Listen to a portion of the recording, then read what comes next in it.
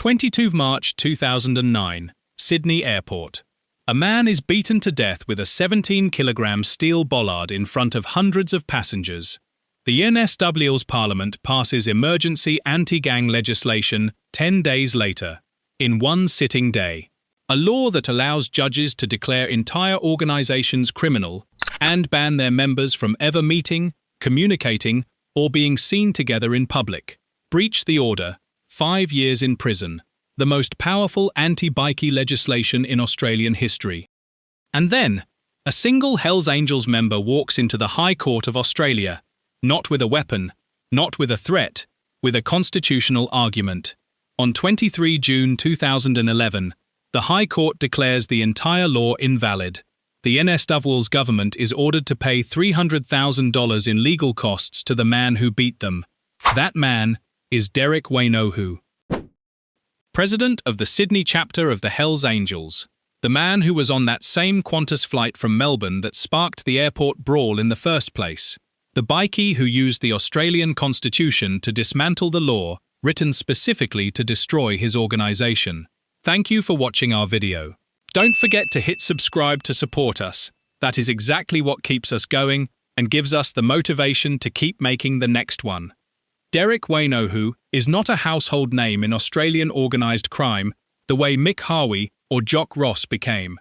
He did not build an empire from scratch. He did not lead a defection. He did not get shot in a gym car park. What he did, across a career inside one of the world's most recognisable outlaw motorcycle organisations, was rise to the presidency of the Sydney chapter of the Hells Angels, at a time when the organisation was navigating an escalating war with the Comancheros across NSW. The Hells Angels had expanded into Australia in 1975. By 2008, the specific conflict between the Hells Angels and the Comancheros under Mick Harvey had become one of the defining features of Sydney's criminal landscape. Shootings, bombings, territory disputes, two organisations with the same ambition and insufficient space between them. Wainohu was the man holding the Sydney chapter's position in that conflict. Then on 22 March 2009, he boarded a Qantas flight from Melbourne to Sydney. So did Mick Harvey, and everything that followed, the death at the airport, the emergency legislation, and eventually the High Court, began on that flight. The flight from Melbourne is not an ambush. It is a coincidence, or at least, that is what the available evidence suggests. Wainohu is travelling. Harvey is travelling. They end up on the same Qantas domestic service. Words are exchanged during the flight. By the time the plane lands, both men have sent text messages to their respective members. The instruction from both sides: come to the airport, now. At Gate 5 of Sydney Airport's Terminal 3, one of the busiest transit spaces in Australia, on a Sunday afternoon, dozens of Comancheros and Hells Angels converge simultaneously. The brawl that follows is described by witnesses as chaotic, wild, and uncontrolled. The men are raging. Anthony Zervas, 29 years old, the younger brother of Hells Angels member Peter Zervas, an associate rather than a patched member, is beaten with a 17-kilogram steel bollard and stabbed multiple times in the chest. He dies from massive head injuries.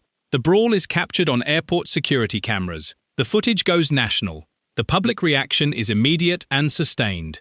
NSW's Premier Nathan Rees stands before cameras. The government will act. 10 days later, on 2009, the NSW Parliament passes the Crimes Criminal Organisations Control Act, 2009. The New South Wales Parliament passed the Act 10 days after a man was bashed to death with a bollard at Sydney Airport during a brawl between rival bikie gangs.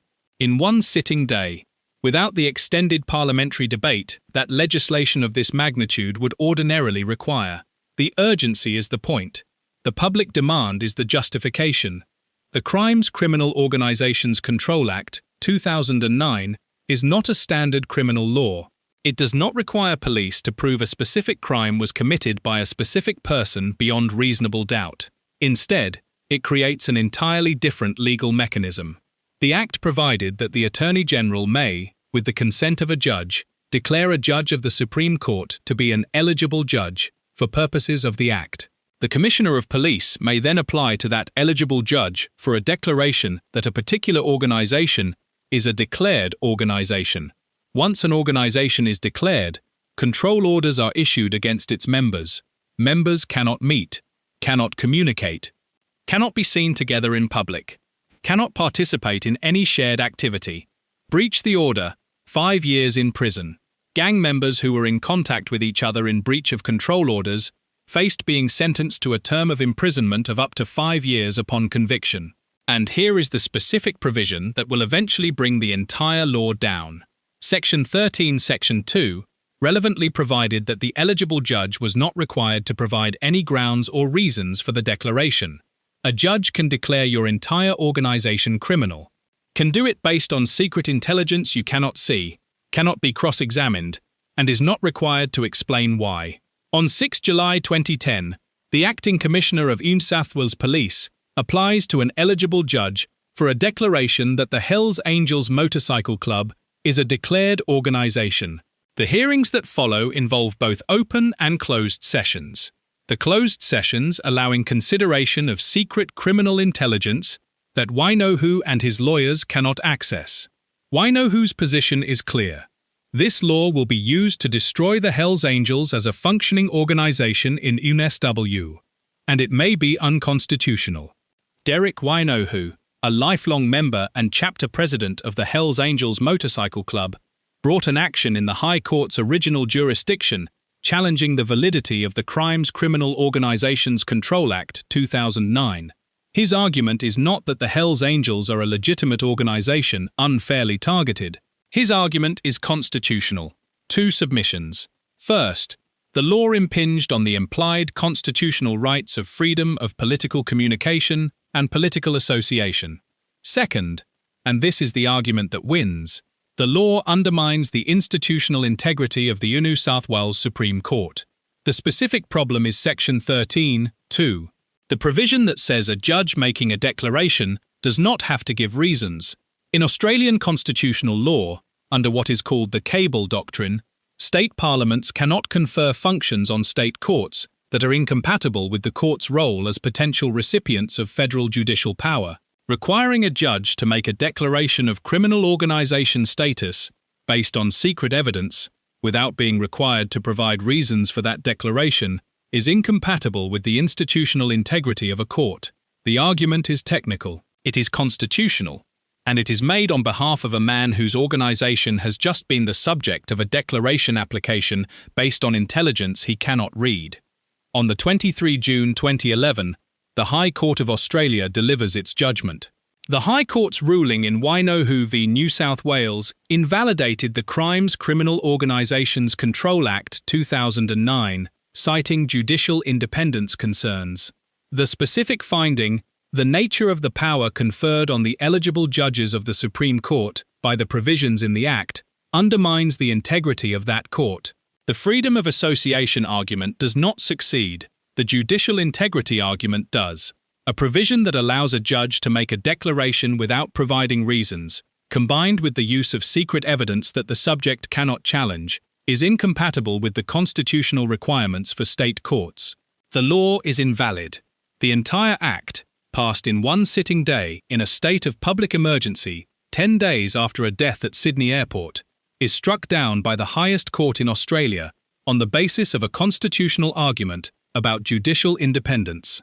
NSW is ordered to pay Wainohu's legal costs. The figure reported $300,000, paid by the New South Government, to the president of the Sydney chapter of the Hells Angels. The Sydney Morning Herald headline the following morning reads, Hells Angel kills off invalid bikie laws.